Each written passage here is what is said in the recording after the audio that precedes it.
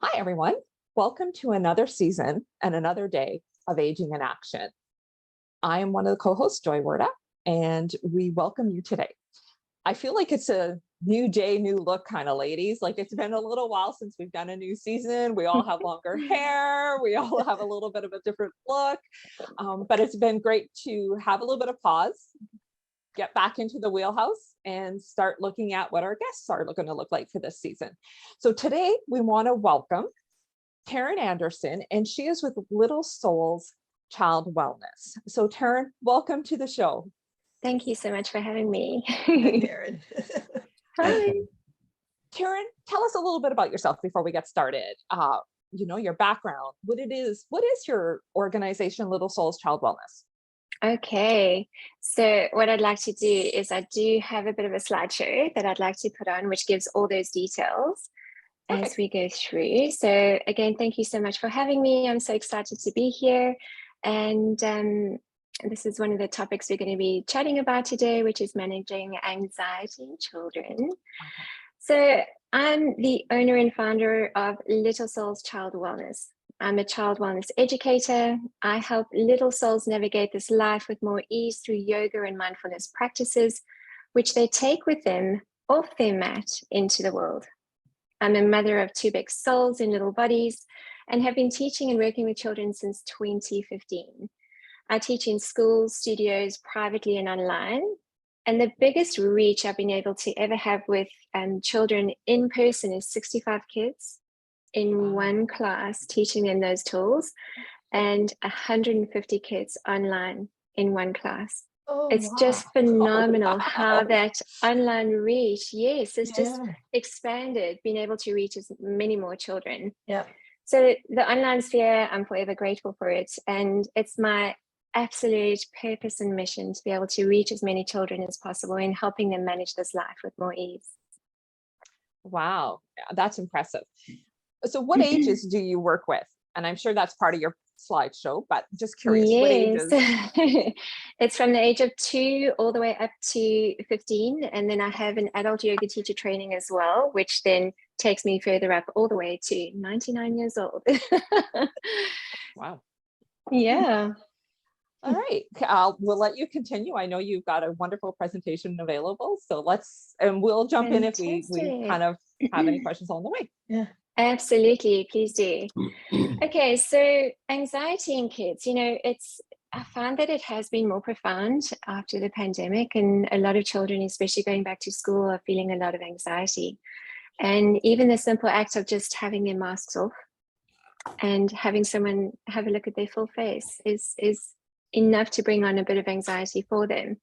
So the question I have here is, what are kids anxious about? I often hear many adults saying, well, what do kids have to worry about? They have a roof over their head, they've got food on the table, they have no responsibilities. But it really is quite different for kids in the today world, okay? They have different forms of pressures, social pressures that are beyond what we experienced as children. They have scrutiny from all sides, all corners, and pressure to be successful in life. And, if something does not go according to plan for them, it's generally recorded or it's online. I find that personal privacy is not there, where we are allowed to have those moments of, hey, I had a really bad day, and that's where it stays. It's not taken anywhere else. So I do believe that kids have a lot more pressures than what we do. And one of the biggest things I find is that when they feel out of control, that's when the anxiety kicks in. Do you find, Tarryn, that I was just came to mind, this whole thing about climate change and what's being projected in the media? I know even adults, I know, not even children, they're concerned, they feel like it's hopeless. Do you hear that coming from the kids that you deal with about the world? It's almost like the world's coming to an end. Almost like the world is doomed, yes. And I find the initiatives that the schools bring in bringing that awareness of being environmentally friendly and what can you do in your immediate environment. So that's very much about what I've realized the tools for children in in dealing with those types of anxious things is, yes, it's out there and it's huge and there's so much going on, but what can I do in the here and now that gives me control, because this is the only moment I have control over. Right. And that's the key, is giving the children the empowerment that what can I do in this moment that'll then help the environment, that'll then help the world be doomed at the end of the day. So that is the reason with how do we help them, and how we help them is bringing them into the here and now. So a lot of children have worries of what will happen tomorrow. So for example, climate change, or what will happen tomorrow in a test, for example, and they stress about if they're going to fail the test, or they're not going to pass the test, or they're not going to do well enough. Whereas other children worry about yesterday, what I said yesterday, what I did yesterday. And what I always do, and what yoga and mindfulness does for children, is bring them into the here and now, which is the only moment we have control over. So that's the empowerment tool. And I've got some tangible ways of how do we bring this to them? How do we bring them into the here and now? And there's some immediate tools for if children have a breakdown straight away, or there's some long-term tools that gives them that strategy of how to manage themselves. So how to bring little souls into the here and now. This is something that parents, teachers, carers, anyone that is in a child's sphere can bring the child's concerns and worries into what am I doing right now to calm myself down, and then further on mindfulness tools to carry through with them for life. So the first one is ask them, can you look around the room and tell me 5 things you can see? And what they say is you can do it with them, and definitely do it out loud. Is that I can see a door, I can see a table, I can see you, I can see a cup. That's grounding them into the space so that they're not thinking about tomorrow and they're not worrying about yesterday. Then ask them, tell me 4 things you can feel. So I feel the clothes on my back, I feel my feet on the ground, I feel the cool air around me. 4 things that they can feel, because what you're doing here is you're bringing all their senses in to ground them into the here and now. Then you ask them 3 things that they can hear. So they can hear the birds outside, they can hear the dog barking, they can hear the air conditioner, depending on what environment they're in. Then ask them 2 things that they can smell. Okay, so again, incorporating all the senses to bring them into this space. I smell the clothes I'm wearing. I smell the food in the air, or I smell coffee, anything that they can smell. And then lastly, 1 thing that they can taste. So they either taste the toothpaste that they brushed their teeth with this morning, they taste a mint that they had earlier, or they taste the juice that they drank earlier. That's incorporating the big 5 in bringing them into the here and now. So I find that is just such a powerful tool for anyone that is working with children or has children around them, in firstly bringing them into the space, bringing them into the conscious moment, and then talking about what is bothering them, talking about what their worries are, and then coming up with a plan on what they can do in the here and now to help them with that. That actually sounds like something we could all use. And that's exactly what I was about to say, Gwen. If I recall it's very much a geared similarities of the mindfulness that a lot of adults and tools and applications, apps that we use. I think many of us adults and aging demographic have experienced anxiety over the last few years, being locked in a closed environment, maybe not seeing our peers, our children. And I know for myself, one of the things I've noticed on anxiety is I taste a lemon. I'll bite into a lemon, right? It kind of grounds you, brings you back to that center, and just takes you from that moment. And a lot of those components that I use and I facilitate in mindfulness today are very similar. So I would never have thought of adapting it for a child. That's really interesting. Oh, that is so great. And I love that. And that's what I'm doing here. And that's part of my purpose is taking these adult tools, taking these adult learnings and making them fun for children. So that it really resonates with them moving forward. And when they find these tools at a young age, they they don't really question why or how it works. I find that's where the adult brain starts coming in. Like, how does this work? And why does this work? And we sort of talk ourselves out of it. Yeah, exactly. Overanalyze. Yeah. Yeah. So kids are just like, oh my goodness, I feel so good doing this. So it's definitely a brilliant way of instilling it in the children. And when you see that they're hitting that heightened emotion, no matter what it is, do that countdown and then take a deep breath and say, okay, so can you tell me what is going on? Can you tell me what you're feeling? Can you tell me what you're worried about? And then work out that tangible plan. It's just so beautiful. So it's a lovely way of helping them.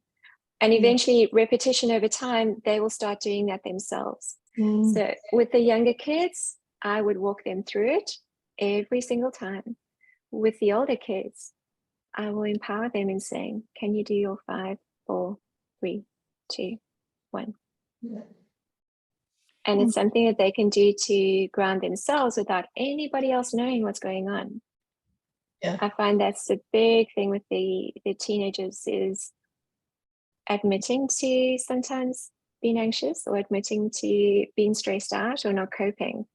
Yeah. These are giving them the tools that no one else needs to know what they're doing, that they're able to center themselves. Well, and we all know a lot of times, especially teenagers turn to alternatives to relieve the anxiety and stress, and often that's drugs or alcohol, which leads to a whole other problem, right? It's so if you can learn how to do this, and I guess to some degree over the years I've done, maybe not that exactly, but I find I just have to stop everything and just take one step forward. So I guess being mindful of the moment or so. But this is a wonderful tool. I like this idea a lot. Thank you. And then I've got some more tools that can be used in creating that mindfulness awareness. So in the heightened emotion, it's bringing on that calm and grounding themselves through incorporating the 5 senses and grounding them into this space and reminding them of what is your action plan for now? What have you got control over now? Whereas these tools coming forward are types of games that you can play, more so for the tiny kiddies, but I'll explain them as they come up. So a glitter jar helps with visual calming. Now here it's dealing with a child that learns visually. I find also in dealing with children with anxiety, we need to understand what means of learning they resonate with. And the glitter jar is definitely a visual learning experience in the sense of, I say to the kids, with the glitter jar calm and all the glitter at the bottom of the jar, I say, hey, now this is what your brain looks like. And this is what your brain looks like when things are good.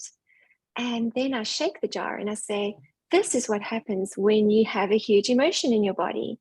Imagine that every piece of glitter is a thought in your mind. Do you think it's a good time to speak when you have so many thoughts going all over the place? And they say, no way. And then I bring them to, what are we going to do in the here and now to bring all those thoughts down to the bottom of the jar? And that comes through the power of the breath. So as you can see in the top right hand corner with that picture, they're lying down on their bellies, which encourages a deep, more conscious breath because they're actually lying on their chest and lying on their bellies. And they just watch the glitter jar and watch it settle. And then once all that glitter settles to the bottom of the jar, I say to them, do you think it's a good time to speak now? And they say yes. And I say yes, because you can speak with clarity and kindness. So these are some tools that parents or educators or teachers can bring into the classroom, where every child has a glitter jar at their desk. And if they're feeling overwhelmed, they can shake the glitter jar and watch it. Obviously within boundaries. I find a lot of kids enjoy it a lot and they would use it the whole day long. But it's a beautiful tool to help them with that. The second one is bubbles. Now, surprisingly, even as an adult, I still enjoy breathing bubbles and blowing bubbles and playing with bubbles. Life is too short. It's magical. We just need to enjoy where we're at. And for the younger kids who can't quite get that bubble blowing action, what I suggest is that the adult blows bubbles up into the air and the child goes underneath and then tries to direct their breath to the bubbles. Now, what that does is it creates a longer out breath, which activates the parasympathetic nervous system, which is where we want the children to be. Simple act of blowing bubbles. So deep breath in through the mouth, in through the nose, long breath out through the mouth. Bubbles are magic. And to any parent listening to this, keep a little jar of bubbles in your car, in your handbag, in your backpack, anywhere. It's a beautiful way of bringing kids into the here and now, because they can't think about tomorrow.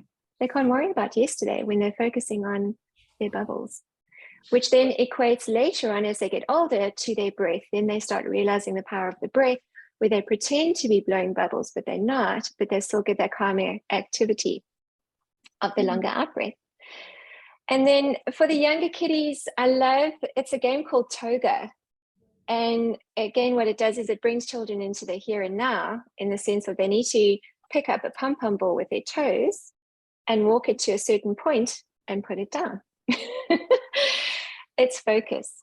It's grounding them into the earth. It's bringing them to their feet, which also is really important in grounding the child into the space so that they're present with where they're at and what they're doing.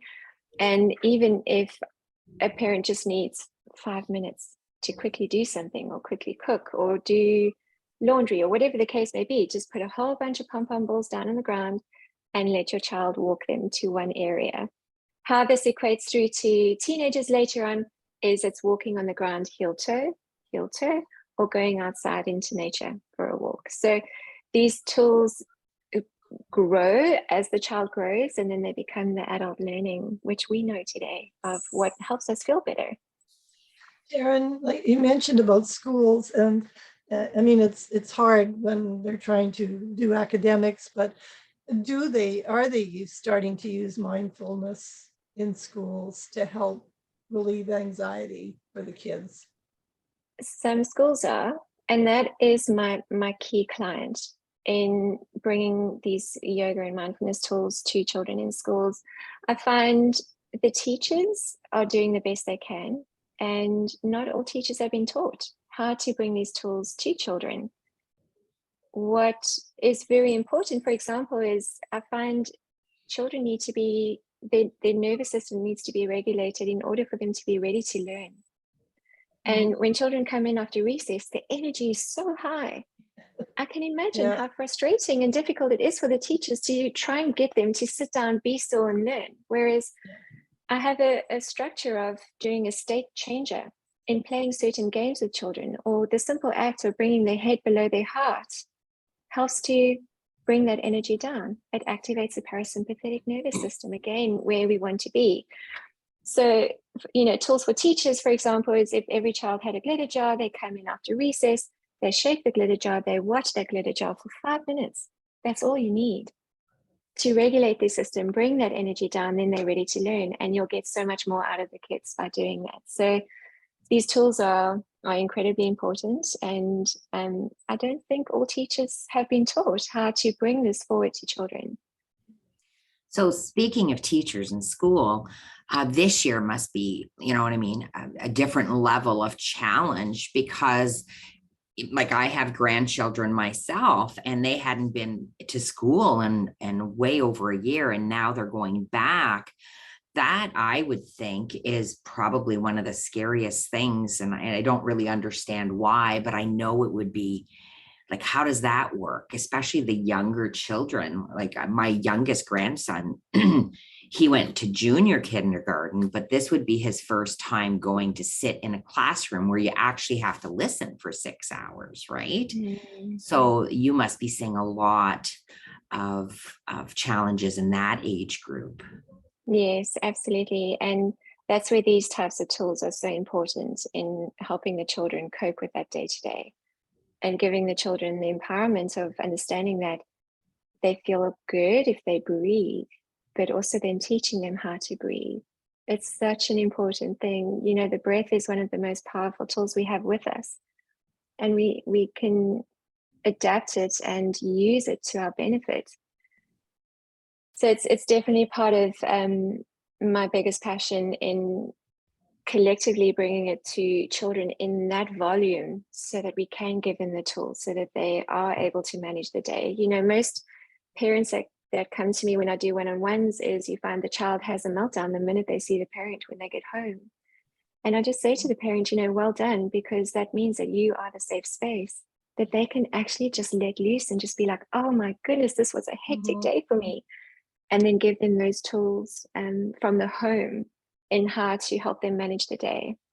So I have a few resources that people can look at and see, you know, whoever's watching or listening, and see if it resonates, because these give the empowerment to the children in how to manage themselves when, for example, in a classroom environment, it could be too overwhelming for a teacher to try and calm 30 children down if they haven't been trained in that.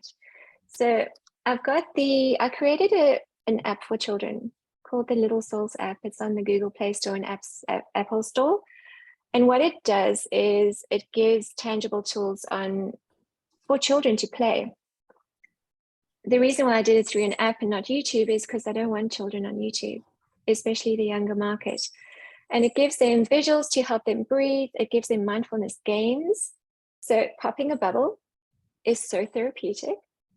It is phenomenal, where if their brain is too busy, similar to the glitter jar, if they just sit there and pop a bubble, I let them know they can pop as many thoughts as they're not, you know, keen to have in their mind. It helps calm them down. Music for the auditory child is fantastic. There's binaural beats that specifically created for children. There's sounds of a crackling fire, of you know, running water, of a heartbeat. That could be used in the classroom, where the teacher then brings that on and says, okay, we're going to go for a little bit of a meditation now. For example, I have some meditations and yoga nidras on the app. That's definitely something that could be used. And then I have mindfulness boxes, where it's a box of 10 tools that teaches kids 10 mindfulness activities that they can bring through with themselves during the day. In the school environment, this would be perfect because everybody gets their own box. They can go to a little calming corner, do that mindfulness activity, and then come back into the class. You know, the teacher can have a timer or a glitter jar that says when all the glitter's settled, it's time to come back into the class. So it's really all about empowering children in being able to use those tools, find out what works for them, working with all the senses, and then continually encouraging them to use that. And lastly, this is one of my biggest programs, is Inside Out, where I teach the kids how to recognize and manage anger, fear, joy, disgust, and then courage, as well as sadness. And then we celebrate with courage in looking at all these emotions, how to recognize it, and the tangible tools, and how to release that energy from their body, release that emotion from their body. So yeah, please reach out if anyone wants these tools or wants to talk more about how to bring this to your child, to bring it to your classroom, to bring it to an environment, so we can give the children a better understanding of themselves and how to manage their big emotions when, unfortunately, a parent might not be present to help them with that. Tarryn, that was a wonderful presentation. And we're down to our last little bit of taping before we have to cut our time short. I think this has been a wonderful opportunity. Is there any last questions or words before we close for today that anybody would like to share? Well, I think this should be in all schools. I wish I'd had it when I was a kid, because it follows you through your adulthood, right? How you deal with things that come up in your life, no matter what it is, work, personal relationships, or what have you. But if we teach them young, how empowering is that, right? That just actually makes me choke up, because you think of all the bullying situations and social medias. Absolutely. Through the roof, right? And adults are terrible. They're you know, they teach their kids don't bully, then they go on social media and tear some business apart or some person. And well, it angers me. Yeah, absolutely. Gwen, I have to cut you short. Our time is up for today. No, that's okay. I think it's a passion for all of us. I want to thank everyone today for joining us on Aging in Action. We will share all Tarryn's information with all platforms available to us. Thank you again for joining us. We look forward to continuing the conversation next week on Community Eastlink TV. Thank you again for joining us. Thank you, Tarryn. It's been wonderful. Goodbye, everyone. Thank you, Tarryn. Bye. Thank you.